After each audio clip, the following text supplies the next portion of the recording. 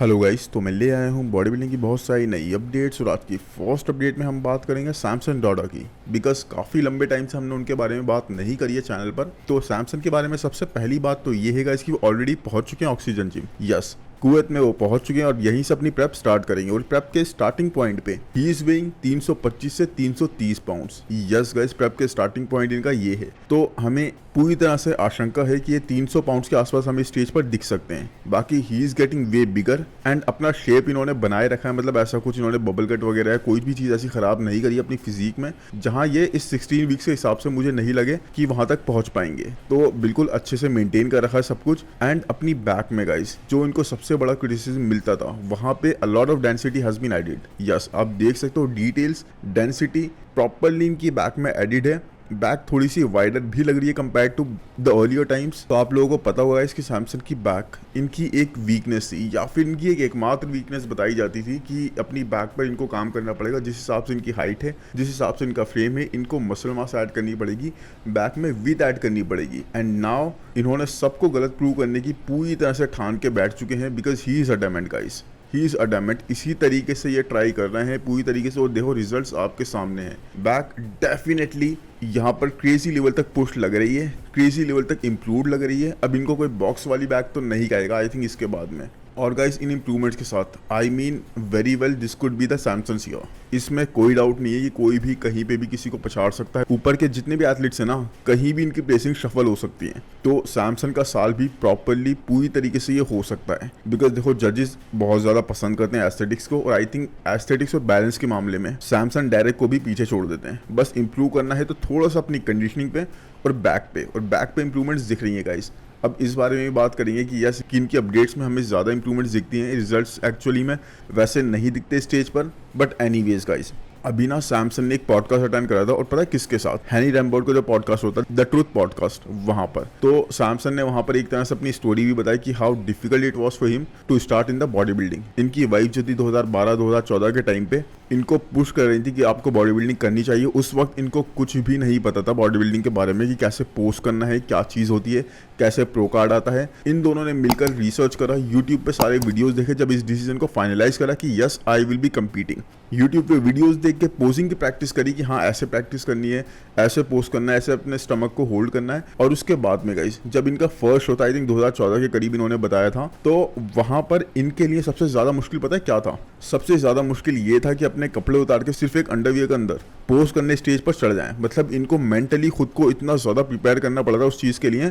और काफ़ी बार इनसे बोला गया था इस चीज़ के लिए कि भाई आपको रेडी होना है, आप कपड़े उतार के बिल्कुल अंडरवियर में आके अपनी बॉडी को पंप वम्प कर लो, अब स्टेज पे चढ़ने का टाइम आ रहा है। तो इन्होंने उस चीज़ के लिए खुद को काफ़ी तैयार करा, बिकॉज इनके लिए वो चीज़ काफ़ी ईजी नहीं थी। और किसी के लिए भी आई थिंक स्टार्टिंग पॉइंट पे जब कोई स्टार्ट ही कर रहा हो बिगिनिंग में, ये चीज़ इतनी ईजी नहीं होगी। तो यही चीज़ है, इनकी पूरी जर्नी आपको जाननी है तो आप उस पॉडकास्ट को देख सकते हो। काफ़ी अच्छा पॉडकास्ट है गाइस, काफ़ी डाउन टू अर्थ ही sounded in that podcast. So anyways guys 320-325 pounds के आसपास ही इज शोइंग ग्रेट डिटेल्स। अब यहाँ पर देखो इस बार इनकी प्रेप के दौरान माइलोस नहीं है इनके साथ। यस, इस बार इनकी वाइफ ही इनको प्रॉपर्ली ट्रेन करेंगी या फिर ऑक्सीजन जिम में कोई और। So either guys it is going to make him or break him. ये कोई एक्सक्यूज वाला टाइम होगा ही नहीं। और डेफिनेटली ये एक चैलेंज होगा सबके लिए गाइस, सबके लिए, सैमसंग के लिए भी जो उनको तैयार कर रहा है उन सब के लिए भी। बट देन अगेन गाइस एक बात और मैं आपको बता दूं कि सैमसंग की बैक के ट्रांसफॉर्मेशन को देख के या उनकी इंप्रूवमेंट्स को देख के हम हमेशा अपडेट्स के हिसाब से सब लोग बोल देते हैं,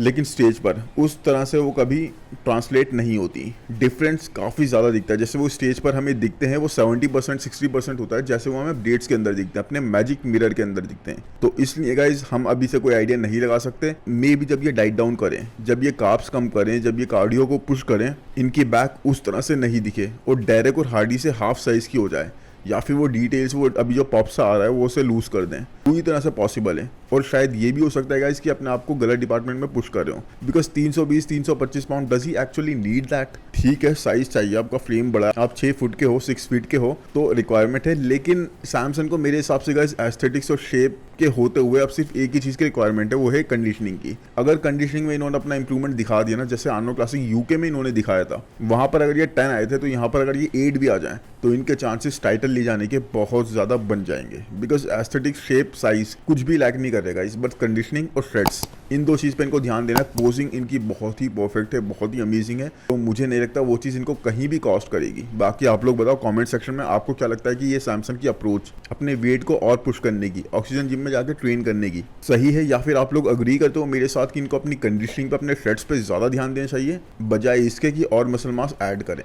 एनीवेज गाइस, अब इसी के साथ चलते हैं नेक्स्ट अपडेट पे, जो कि है होसे मैनुअल की। होसे मैनुअल, यस, देखो कैलिफोर्निया प्रो में मैंने इनको कवर करा था, इन्होंने जब क्लासिक फिजिक्स डिवीजन से शो जीता था और क्वालिफाई कर गए थे मिस्टर ओलंपिया के लिए। अब उसके बाद इनको कम्पीट करने की कोई ज़रूरत नहीं थी, हमें भी बिल्कुल भी इन्फॉर्मेशन नहीं थी कि ये कम्पीट करने वाले हैं दोबारा से, बट इन्होंने एम्प्रो क्लासिक में कम्पीट करा और मैं इन्हें कवर नहीं कर पाया टाइमली, बट इन्होंने कम्पीट करा और गाइस बहुत ही ईजिली एक और क्लासिक फिजिक्स डिवीजन से विक्ट्री हासिल कर ली है। अब देखो अगर मैं दोनों पैकेजेस को, दोनों वर्जन को कंपेयर करूं तो यहाँ पर ये उतने 100% नहीं थे, उतने परफेक्शन के साथ नहीं थे जितने हमें कैलिफोर्निया में दिखे थे, बट उसके बाद भी गाइस ये वर्जन फिर भी अच्छा था, मतलब कहीं कोई ऐसी कमी वाला हिसाब नहीं था, बस हम इनको कंपेयर कर रहे हैं इन्हीं के वर्जन से, इसलिए थोड़ा डिफरेंस मैं आपको बता पा रहा हूँ। The back is insane guys, आप बैक देखो अलग ही लेवल है, हर एक लेजेंड, हर एक बड़ा बॉडी बिल्डर इनके इस पोस्ट पर कमेंट कर रहा है, बिकॉज बैक की थिकनेस और डेंसिटी मैन नेक्स्ट लेवल। इस कदर थिकनेस, मतलब एक होती है ना थोड़ी सी थिकनेस पता लग रही हो स्टार्टिंग की, नहीं, बहुत ही ज्यादा मसल इनकी बैक पे पता लग रहा है और इसी वजह से इनका ये एक्स फैक्टर बन के आ रहा है। इस सीजन का सेकंड प्रो शो जीत लिया है एंड बहुत ही आसानी से guys, and he look crazy, मतलब ऐसा नहीं है कि इनके आसपास कोई भी था, इनसे जिसकी सेकंड प्लेस के लिए बैटल हो रही थी वो भी काफी दूर था guys, he was way ahead, मतलब एक डाउन वर्जन से, अगर हम लास्ट थोड़े से कंपेयर करें एक डाउन वर्जन के साथ यहाँ पर थे, उसके बाद भी ही वाज वे अहेड। तो देखो आप कितने इंप्रूव्ड एथलीट हैं, ये कितने जबरदस्त हैं, और मैंने लास्ट टाइम भी बोला था, अभी भी बोलूंगा, टॉप 6 मिस्टर ओलंपिया में इस बार क्लासिक डिवीजन का again is in danger. Definitely guys, हर एक न्यू एथलीट इसी तरह से अपना स्टेटमेंट पास कर रहा है, और ये आई थिंक वो साल है जब हम उर्स को, ब्रियन को और ज़्यादा नीचे प्लेस होता हुआ देख लें, या फिर किसी को भी पुश होता हुआ देख लें, because he is putting everyone on notice. May be he need size, इनको साइज की रिक्वायरमेंट है ब्रमॉन से, वेजली से बैटल करने के लिए, but other than that I think Michael डबूल हो गए, ब्रियन एंसली हो गए, उर्स गैल्सिंस्की, इन सबसे रिक्वायरमेंट नहीं है, इनका साइज ऑलरेडी बहुत है, डेंसिटी बहुत है, कंडीशनिंग बहुत अच्छी ला रहा है, हर एक मसल, क्लासिक फ्रेम जो इनका है ना, बहुत जबरदस्त, बहुत खूबसूरत फिजिक कैरी कर रहे हैं ये इस वक्त। जिस तरह से पोस्ट कर रहे हैं, प्रेजेंटेशन, आपकी प्रेजेंटेशन ही आपको बहुत ज़्यादा ऊपर लेकर जाती है, और प्रेजेंटेशन इनकी एब्सोल्युटली इज नेलिंग इट, मतलब बहुत स्लोली ये पोस्ट करते हैं, जैसे क्रीजो वगैरह को हम देखते हैं ना, एक पोस्ट कर रहा है दूसरे में चलेगा, रमॉन को भी हम ऐसे ही देखते हैं, इनके साथ ऐसा नहीं है, ये पोस्ट करते हैं, होल्ड करते हैं, then slowly moves and transition to other pose, वहां पर भी ये होल्ड करते हैं, उसके बाद ये तीसरे पोज में जाते हैं, मतलब जैसे काउंटिंग कर रहे हो माइंड के अंदर कि कोई भी पोज हिट करके मुझे इतनी देर तक रुकना है, और जो कि बहुत ही अच्छी चीज़ है man, which is very appreciable. So वही है, presentation is a name of the game, and उस चीज़ में ये बिल्कुल अपने आप को 100% रख रहे हैं। बाकी देखते हैं मिस्टर ओलंपिया में किस तरह से परफॉर्म करते हैं। अभी स्टेफन बटाला भी इस बार हमें आई थिंक इस साल मिस्टर ओलंपिया के स्टेज पर दिखे जाएंगे, मोस्ट प्रोबेबली ज़्यादा चांसेस हैं कि वो दिखी जाए। बाकी कुछ 19-20 होता है वो क्वालिफाई नहीं कर पाते, तो ऐसा तो बहुत मुश्किल लग रहा है अभी इस पॉइंट पे, स्पेशली जिस तरह की फिजिक को कैरी कर रहे हैं और जिस तरह के कोच के साथ वो ट्रेन कर रहे हैं। बट एनीवेज कुछ भी नहीं बोल सकते गाइस। अभी चलो नेक्स्ट अपडेट पे चलते हैं, जो कि निक वॉकर की। अब देखो काफ़ी टाइम से वीडियो मैंने रोक रखे थे, तो मैंने इनकी अपडेट भी कवर नहीं करी। अब निक की अपडेट ये है गाइस कि he is looking leaner as he did a show. अभी इन्होंने शो करा है तो लीनर इनका होना बनता है।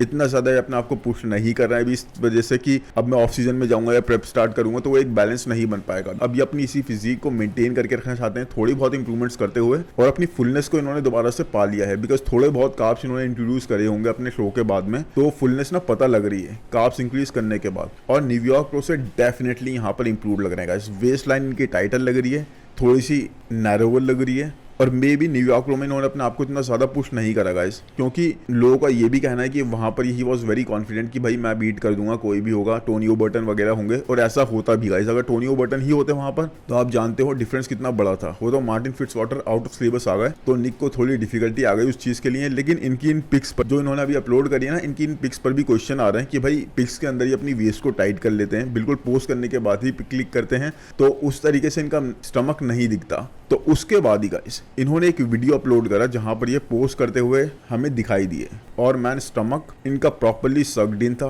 टाइटर था, बहुत अच्छे से पोज कर रहे थे, अपने गट को बाहर नहीं जाने दे रहे थे एंड इंप्रूवमेंट्स टोटली दिख रही थी, आप जैसे कि स्क्रीन पर दिख सकते हो, विच इज अप्रिशिएबल। और आई थिंक इनको यही अब प्रैक्टिस करनी चाहिए मैन। आपकी पोजिंग में ही सबसे ज़्यादा मैटर करता है और आपकी पोजिंग ही सबसे बड़ा इम्पैक्ट थी वहाँ पर कि आप वहाँ पर इतना ज़्यादा पुश करेगा मार्टिन के साथ। जजेस ने ये फीडबैक भी दिया, अपने गट को थोड़ा और कंट्रोल करने की कोशिश करो और जो होल्ड चाहिए गाइस वो अब तो विजिबल है इन अपडेट्स के अंदर। I think he should hit vacuum, इनको वैक्यूम अपनी पोजिंग के अंदर इंट्रोड्यूस करनी चाहिए man, that is going to make a lot of difference. इनको चाहिए प्रैक्टिस करें, काफ़ी अच्छा टाइम है 16 वीक्स, और निक जिस तरह से प्रैक्टिस करते हैं ना मैन, खुद को पुश करते हैं या फिर डेडिकेटेड या डिसिप्लिन दिखाते हैं, मुझे लगता है he is going to nail that very easily. इनको इतनी डिफिकल्टी बिल्कुल भी नहीं आएगी। इनको हर टाइम अभी से लेके मिस्टर ओलंपिया तक प्रैक्टिस करनी चाहिए अपनी वैक्यूम का, और उस तरह से एक इल्यूजन क्रिएट कर देंगे टाइनियर वेस्ट का और बहुत अच्छे गट कंट्रोल का। And out of all the years he has competed guys, I think ये वो साल है जब इनको इस चीज को सबसे ज्यादा करने की जरूरत है। इस साल ही विल बी पुश्ड।